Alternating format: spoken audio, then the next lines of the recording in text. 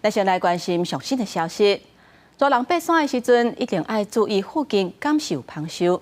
在宜兰打起月外坑水墙迄块地啊，昨昏有4个人去互芳定着，其中一个查某囡仔头型人无爽快。因若接到通报去救援的义消，嘛有2个人去互芳定着。加在这6个人去互医生看了后，是拢平安无代志。不要哭啊，我们给是个接的。我们给你下去。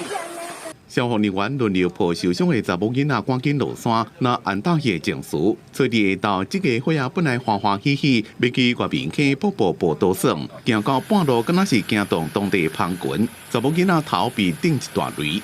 我们经过的时候，可能蜜蜂就被我们打扰到了，所以就来攻我们，对，就有叮到。大家当然是保护小孩为主。家长赶紧把囡仔带离开芳臭的所在，才发现头前有民众被顶着伤。消防人员接到报案赶来现场，确认总共3个大人，1个囡仔受伤，也有2位赶来救援的义消也被顶着。因为芳群也搁伫咧好军杯，掠芳人也赶来现场处理芳臭，6个人送医了也拢无大碍。我们有听到有人说上面有蜂窝，但是他描述的地点，我们已经处理掉了。